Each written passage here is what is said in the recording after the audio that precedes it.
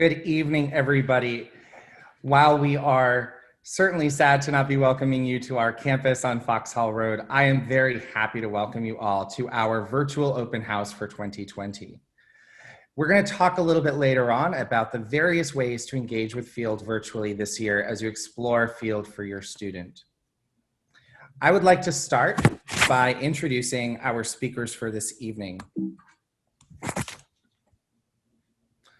I am pleased to be joined tonight by Lori Strauss, our head of school, Desmond Beach, our Dean of Community and Culture, Tara McHale, our Dean of Students, Jack McDermott, our Studio Department Chair, Gil Gallagher, our Dean of Curriculum, Jacqueline Zarella, our Dean of Faculty, Jesse Gaylord, Director of Athletics, and Amy Chacon, our Director of College Counseling. I am Jason Hersom. I am very pleased to be the Director of Admission and Enrollment here at Field School. I'd like to start our program by introducing Lori Strauss, Field's head of school. Lori? Thank you, Jason. I am very sad that I am not standing in front of you and able to meet each of you individually this evening, but that doesn't take away from my excitement to talk with you about what it means to be a Field student and what it means to be a Field family. There is something really special about this place, and what is special is that when we say that we care about each and every individual student and we believe in the integrity of the individual, we mean it. Our curriculum, our focus on social emotional learning, our advisory program, our college counseling program, all point to the care and the compassion and the empathy that we show to this period that we call adolescence. You're going to hear from a lot of people tonight. You're going to hear about a rigorous college preparatory program that values skills over content, that values mastery-based learning, that values individual passions, and it really values the individual child. What we strive to do at Field is we strive to get to know your child, your student, and then push them beyond what they think is possible. We are trying to develop good citizens. We're trying to develop good participants in our democracy. We're trying to prepare people for the world of work. And most importantly, we're trying to prepare people to be good neighbors. This is a progressive education at its finest, and welcome to the Field School. Thank you, Lori. As we were preparing for this, we realized one of the very simple matters, excuse my dog, one of the very simple matters of an open house is truly some very simple information. Field was founded in 1972, and we have grown in our nearly 50 years to have 365 students at Field. We cover grades 6 through 12, and we have a student-to-teacher ratio of 7:1.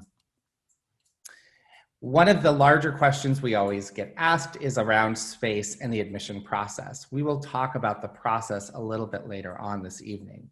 But it is important to know our middle school is typically around 95 students, while our high school is around 270 students. Our main entry years are grade 6, grade 7, and grade 9. It is good to know, though, if you have a student that is looking at grades 8, 10, or 11, you should definitely give the admission office a call and we can speak to you directly about your child. I am going to introduce now our Director of Dean of Curriculum, our Dean of Faculty, and our Studio Department Chair to speak about our curriculum program. Hi, Jason. Thank you and welcome everyone here who's with us. I'm gonna start and speak a little bit about the sort of philosophy of our curriculum. And as Lori mentioned earlier, we're a program that really values skills over content. And I'm gonna tell you a little bit about what that kind of looks and feels like in the classroom here at Field. We do have, 6 core academic disciplines. We teach English and history and math, and students pursue deep learning and science. But what we focus on really is core skills within each of those disciplines, and we work on interdisciplinary skills as well, skills that cross over. So I think about a skill like questioning or deep research or some of the other work that we do that crosses over our core academic disciplines. I think it's also important to name at this point how important cultural competency is to us. As what I think of as an overarching skill. So much of what our students are working on is learning how to be good neighbors and good citizens, as Lori mentioned. And a lot of that has to do with understanding our own cultural identity and learning how to look at and see the cultures of people around us. So cultural competency is really an essential piece of our academic philosophy. And then lastly, we're really a school that values critical thinking and collaboration. We talk a lot about 21st century skills, and I've been at Field for almost 20 years now, and in some ways I think of those as 20th century skills. At least they were here at Field. We've always been a school that really valued audacity. It's actually part of our philosophy, aude sapere, and the idea that students leave Field being prepared to take on challenges and to challenge the world around them. As a longtime teacher, I can tell you that challenge, when it's presented to us, can often be, particularly with adolescents, can be somewhat challenging. But it's really a part of the kind of spiritual core of our school. In addition to that, collaboration, right? Helping students learn how to work with other people who have different skills and different backgrounds and different mindsets is really at the core of our work. So we help kids learn how to work with people who are very different from them and develop that skill of collaboration. So I'm gonna kick it over to Jacqueline Zarella, our Dean of Faculty, who's gonna tell a little bit more about depth over breadth. Thanks, Gil. My name's Jacqueline. I'm the Dean of Faculty. And I want to echo what Gil said and what Lori said earlier about the depth of skills over the breadth of content. That one of the ways that this manifests is that we don't have AP courses at our school. AP courses tend to prioritize content over skills. While there is skill development, we really are adaptive to the students that we have in the classroom, and we do not track those students to go down certain paths. We find many paths to similar ends, using those skills as our basis. So we are not beholden to the content pacing that you might see at other schools. We are looking at the skill development and those strong skills over time. How we do this with our faculty, I'll speak to that for just a minute, is that we have a lot of support in our faculty in these heterogeneous classes to meet all of our students' needs. We have regular professional development throughout the summer, throughout the school year, and once a week we have staff meetings where we work on things like equity and inclusion. We look at assistive technology and meeting students with different learning needs, and we work together as departments on our curriculums and our pedagogy. We have our department chairs who observe and give formative and summative feedback to our teachers throughout the year. We have a director of teaching and learning, Kathy Cohen, who serves as an instructional coach to support our teachers. We have an academic services coordinator who you'll hear from Tara later about the support that Jenny provides to our students and our teachers. And our senior technology leader, Jason, works on educational technology in the classroom. So there's a team of people that all work towards our students in these heterogeneous classes to make sure that every student's needs are being met and that students are being challenged in these rigorous courses that are skill-based and focused on the individual. With that, I'm going to actually take it back to Gil to talk a little bit about our adapt. Thanks, Jacqueline. So obviously, this is a year unlike any other, and we've done a lot of work to adapt to the new reality. I think what it pushed us to do in some ways was to kind of go deep on what we were already doing. Our teachers have gone even deeper in terms of thinking about skills. What you'll see in a lot of schools right now is we have to dial back the amount of content that we do in schools, and luckily we're in a position where our focus is on skills. So adjusting pacing and the amount of stuff we do is actually not a challenge for us. It is challenging, but it is not outside of the realm of our mission and philosophy. So this focus on skills has actually been kind of central to our work already. We have made some modifications in terms of our class length. So we run 70-minute block periods. And we try to build everything into that 70-minute period. So we don't ask students to do a bunch of additional work outside of class, with some exceptions being reading is something that we still ask students to do independently. Students who are like hungry for additional challenges and extension and deepening, we provide some of those opportunities. But the idea is that we do these longer class sections so that students have the opportunity to do everything sort of during the regular school day. And we anticipate that structure to be with us for a while. I do want to mention that the studio program is a central part of our academic philosophy, and I think it's a place where we've seen some real tremendous adaptive change. And I'm going to turn things over to Jack McDermott, our studio chair, to talk about some of the exciting work that's happening in our studio department. Thank you, Gil. My name's Jack. I'm the studio department chair here at Field. As Gil said, studio has always been a really essential part of Field's mission. When I talk to people at studio, I really like to highlight 4 pillars. The first one has really shown up this year as we've been adaptive, which is problem solving, where teachers and students haven't quite had access to the space and the resources in the same way that they're used to. So we've really had to think differently. We've had to think about what is most essential to the courses, what is most essential to the learning. And our focus in studio is really on asking students to become active contributors to their own learning. Studio has always been a space where students engage with that space in an active way, not a passive way. They're moving around the space. They're moving off camera, off Zoom, and exploring things with their hands, exploring things with how they move their bodies, how they relate to other people in space.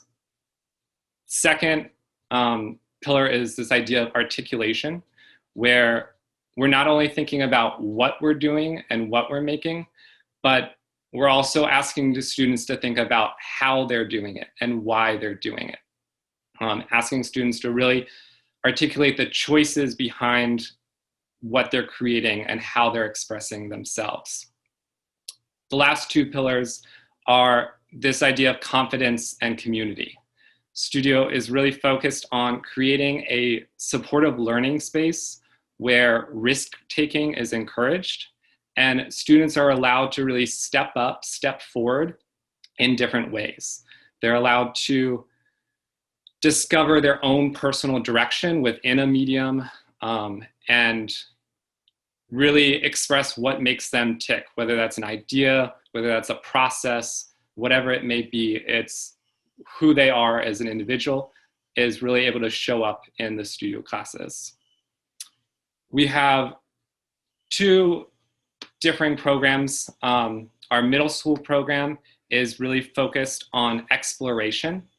Our middle schoolers get to try out a bunch of different studios, a bunch of different ways of creating art, from publication arts to performing arts to visual arts. And it's really about trying things out and seeing what they're interested in, and seeing what is the crossover between all those different art forms. Not just what does it mean to be a performing artist or a visual artist, but what does it mean to be an artist in general? In our high school, we get a little bit more into that depth, where there's still some students who choose to try out different studios each year, but high schoolers are allowed to choose one specific studio and stick with it for the 4 years. So they really can build skills in that specific medium, specific discipline, where they can really build that confidence in the material to really express themselves in ways that are meaningful to them. I think it was Gil who said this, that we're very skill focused, and you'll see all of the same skills show up in the different academic courses we have. Studio is the same. We teach all the same skills. However, Studio is a place where students get to approach those skills from a different lens, a different angle. They get to think about those skills in a different way, which really is the most meaningful part of Studio, where Studio is one of the many places in the school where students are able to show up and be seen in a different light. It's really essential to our mission of really seeing the whole student. They may show up one way in English, but in Studio they show up in a different way, and teachers get to see all of that part of the individual. Thank you, Jack. It's worth noting that Jack is an alumni of the school and sort of became a professional working artist coming up through our Studio program. So I think I'm going to kick it over to Tara now, who's going to talk through student support. Great. Thank you, Gil, Jack, and Jacqueline. My name is Tara McHale. Welcome. I am the Dean of Students here at the Field School. And I wanted to take the next couple of minutes to talk about specifically our advisory program, in addition to explaining the role of our student support team. Both teams play a vital role in supporting our students, both academically, socially, and emotionally here at Field. Just starting with advisory, we have a 6 through 12 advisory program.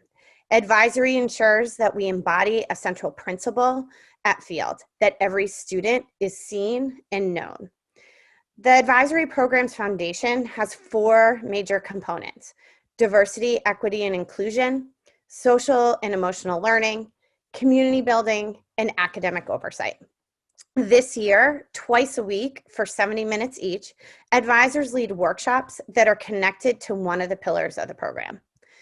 The role of the advisor is to track a student's academic, social, and emotional progress, while also serving as an advocate, a mentor, facilitator, and in many ways, a coach too. Advisors will act as a liaison between the advisee and parents, other faculty members, and sometimes administration. And an advisor will advocate for the advisees and monitor their progress. The advisories themselves help build a sense of community at school, which is so important these days as we started our year in a virtual setting. They also provide another opportunity for advisors to get to know students well and to help them in a significant and meaningful way. As I mentioned, in addition to the support that students receive from advisors, we also have what we call a student support team. The goal of the student support team is in its name, to support our students. That being said, the support team brings a different level of expertise. On this team is our academic support coordinator, who works with teachers and families to ensure that all students at Field get the academic support they need to be successful. Our academic support coordinator is the primary contact for issues regarding accommodations, student learning profiles, and instructional supports for students with diagnosed learning differences. Another member of our team is our school counselor. Our school counselor sees students who are struggling with social and emotional concerns, from friendship issues to worries about the current pandemic, and they can seek out or be referred to our school counselor by teachers and/or advisors. We also have a school psychologist, Doc, as we call him. For the last 26 years, he has kind of anchored what is now known as our student support team. Our school psychologist, he visits classrooms with an eye towards classroom management and culture, in addition to helping teachers implement academic strategies. Our dean of the middle school is also a member of our student support team. Our dean of middle school supports teachers and advisors on issues such as classroom behavior, classroom management, and developing strategies to better engage our students in the classroom and community to ensure that our middle school students really thrive. And last but not least, our Dean of Community Culture, Desmond Beach, who you will hear from a little bit later in our program. Desmond organizes and facilitates all aspects of community building and student culture at Field. He also serves as an advocate for students of color and their unique needs in an independent school setting. Tying all of this now back to our advisory program, together Desmond and I also oversee our advisory program, working together to coordinate the school-wide curriculum, supporting our advisors, and more importantly, our students. You know, at Field here, we emphasize independence and self-advocacy. But at the same time, we're also providing structure and support in a nurturing environment so that students can learn these life skills over time. As I mentioned, the two student support teams that I just talked about are an integral part of our programming here at Field. Finally, as you can see on this slide that is now on your screen, this represents, in many ways, a complex web of communication. And more importantly, this visual represents the network of support that a Field student has. Again, through our advisory program, student support team, in addition to a student's teachers and coaches, every student is well known and, more importantly, feels known here at Field.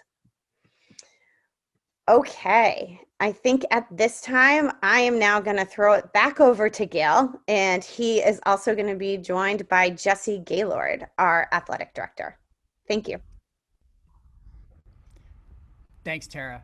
And I think I am going to kick it immediately over to Jesse, who's going to talk a little bit about our athletic program. And this section of our program is generally about what happens outside of the academic classrooms here at the Field. So, Jesse. Hi, all. I'm Jesse Gaylord. I'm the athletic director here at Field. This is my 14th year at the Field School, and I really love our program here. And, you know, it sounds like, and as many of the speakers who came before me, we have lots of pillars here at Field, and we have 3 pillars for our athletics mission too. And they are inclusive, competitive, and ambitious. And I love the simplicity of this mission for our athletics program, because it can really serve all of our students, many of which have different athletic desires and different athletic needs. We have students at Field who are vying for national championships in their personal sport. We also have students at Field who have never set foot on the field of play, that they're starting in middle school or 9th grade. And that's really exciting for me. It's cool to see kids try new sports. It's also cool to see kids from our school out there competing with the best in the country. And so for our students, we really aim to say, hey, we want you to be as competitive as you can be. We want our teams to be as inclusive as they can be. We do not have cuts at the Field School, so if your student wants to play a sport, they can do that. Does that create enormous track teams? Yes, and that's awesome, and I love it. And lastly, we also think about the ambitious side of athletics. The ambitious side of athletics is that while our students might think that they're doing great, we acknowledge that and say, hey, like, here's how we can be better versions of ourselves. And that's a particularly important lesson that we think athletics teaches our students. Athletics are required at the Field School. And for middle schoolers, we require athletics all 3 seasons. For 9th, 10th, and 11th graders, we require them 2 out of 3 seasons. And for seniors, we require 1 out of 3 seasons.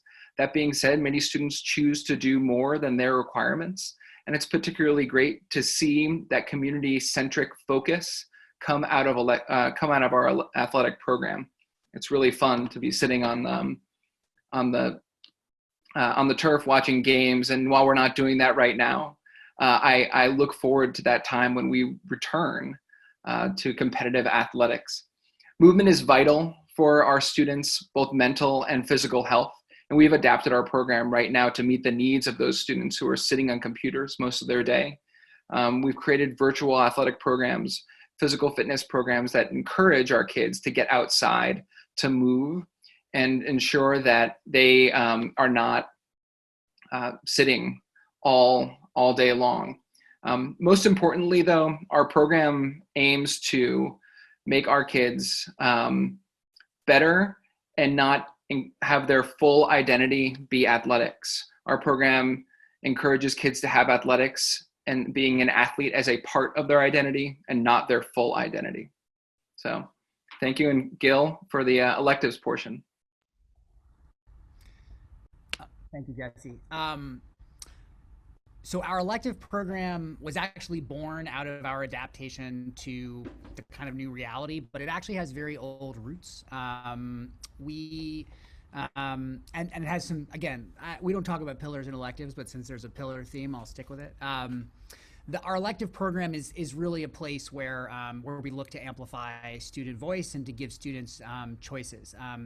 Since our academic program, we're a small school, our program is I think somewhat narrow in terms of our ability to offer tons and tons of different courses. But we do have the opportunity to provide students with a lot of meaningful choice in our elective program. And so currently in our elective program, we have about 50 students who are undertaking personal learning projects, which are year-long, independent, guided focus learning projects that students are doing kind of on their own with faculty mentorship and support. We also have a number of traditional programs that you'll see that are sort of normal for school. We have Model UN, we have our student government runs through our elective program, we have our GSA, and we have a host of kind of new, very narrowly focused courses that faculty built this year. And these right now are ranging from like the interstellar politics, which is like looking at politics through science fiction. We have courses centered on the Black Lives Matter movement and social activism. We have a course on the chemistry of cooking. So you get a sense for the range of what we're doing in our elective program. They're pass fail, so they meet currently they meet once weekly, and project based. So the idea is that it's just a space for students to freely engage in sort of passion projects that they might not be able to take on in depth during their sort of regular academic classes. So that's our elective program in a nutshell. I'm going to turn it over to Desmond Beach, our Dean of Community and Culture, to talk a little bit about community and culture at Field. Good evening, everyone. And when we begin to think about community and culture, we must start with honoring the dignity of every member in our community. That we strive as a community to see the humanity in each person. We are a community that is striving to become anti-racist in all that we do, in our teaching, in our practices, examining who we are to make sure that each person is allowed to show up and to be authentically who they are, that they get to live out their truth every day with no judgment, with no assumptions. And so we work really hard to do that, whether it's giving teachers training that they need to become culturally competent, or it's holding what we call community days, where in community days, we deal with the idea of diversity, equity, and inclusion. We begin to tackle the hard questions about humanity and who we are and gaining new perspectives and new ideas. And so we build community through, as you heard Jesse say, we have lots of pillars.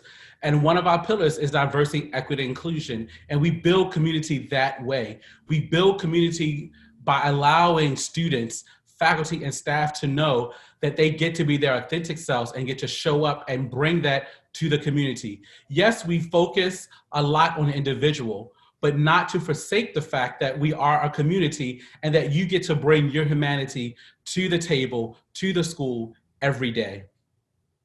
We have a group of students who works to provide workshops for their peers to engage in conversations around diversity, equity, and inclusion.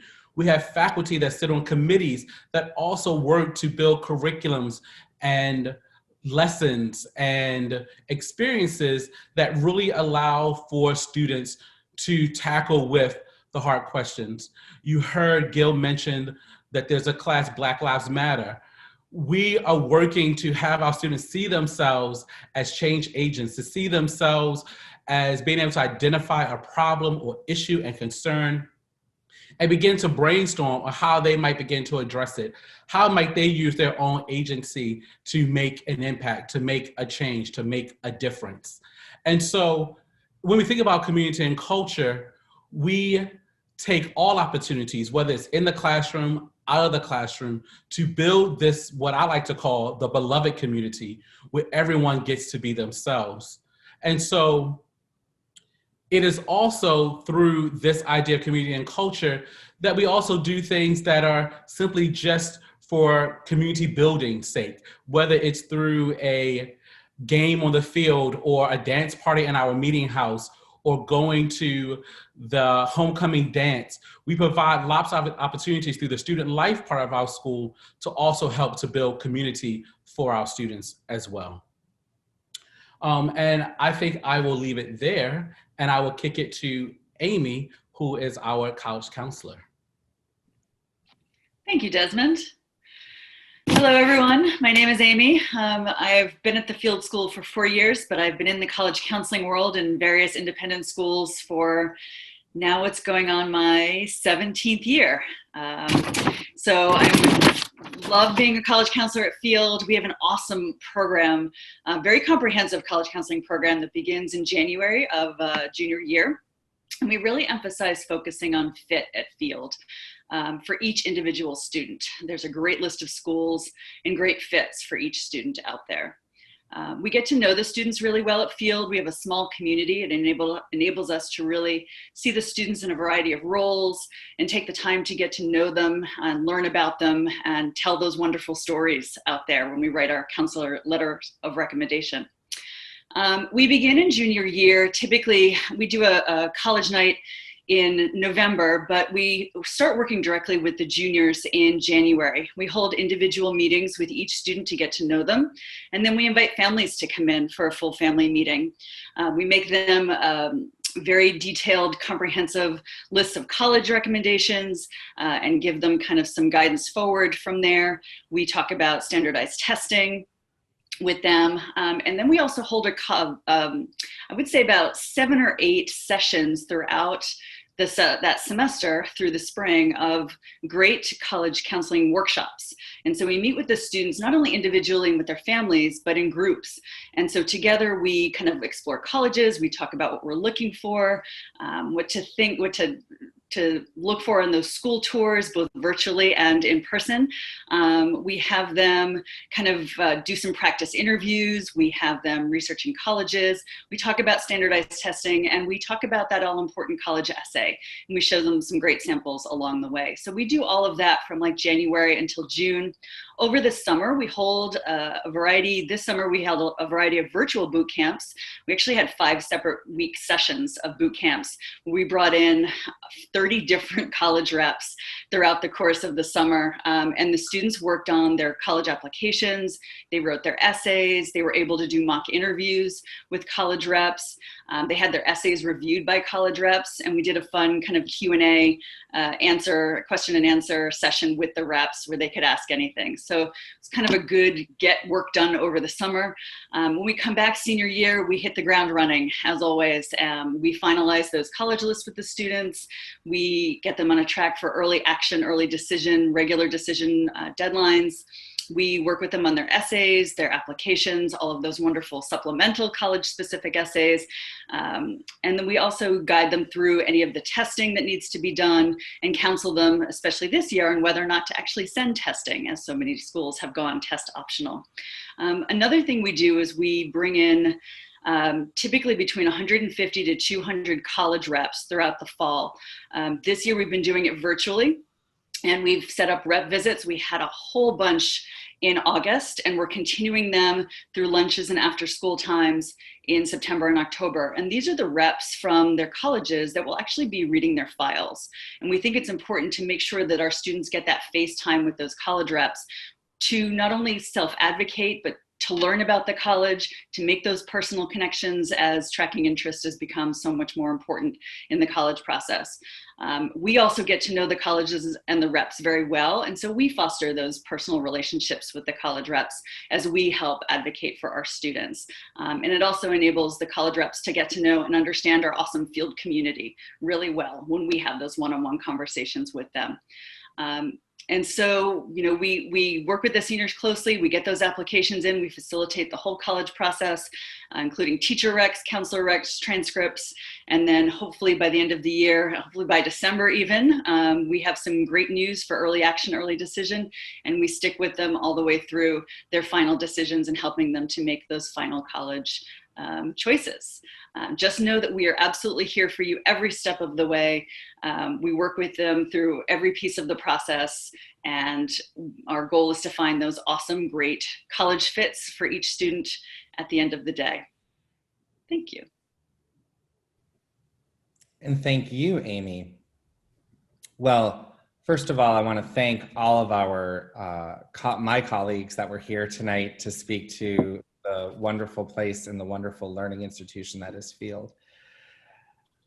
There is a webinar available now that is overseeing how to apply to Field and taking you through the process. But just to make sure, I'd like to share just a brief overview of the process. The process is made up of an application, truly some biographical data, a student essay, parent and student statements that are submitted as part of the application, testing or educational support documents. As with many colleges, Field has decided to go test optional this year. We will not be requiring the SSAT or the ISEE standardized test. However, if your applicant does require a learning accommodation, we are requesting that you do submit their most recent neuropsychological exam or educational testing with their accommodation. We also ask for transcripts, both their current year transcript as well as at least one previous year, if not more. And then recommendations. We ask for 2 teacher recommendations. At Field, we truly believe that every teacher that interacts with a student has the ability to speak to their character and what they can bring to the community. And so we do not have a requirement for English teacher and math teacher. We have you can really choose any of your children's teachers. And then we host an interview. I hope you'll join our webinar from October 6th that will talk to you about preparing for both the applicant essay as well as the webinar, as the interview, excuse me. Our application deadline is January 15th. That is also the time that the financial aid application is due. We are part of the Association of Independent Schools of Greater Washington, which means we have entered into an agreement that decisions will be sent no earlier than 4 p.m. on the first Friday in March this year, March 5th. We also are in agreement that we will not request a enrollment any sooner than 2 weeks out from that decision date. So I hope that is helpful information for you. This webinar is on demand. All of our webinars this season will be on demand so that even if you're watching us in December, I hope you have the ability to learn about Field in a way that is flexible and really accessible to you and your family. On November 10th, we will be talking about the student experience. December 8th, we'll be discussing teaching and learning. And January 12th, we'll be talking about the world beyond Field. I want to thank you all. Again, thank my colleagues, Tara, Desmond, Amy, Jack, Gil, Jacqueline, Jesse, and Lori. Thank you all so much for attending this evening, for helping make this such a great event, and have a wonderful night. Thank you so much.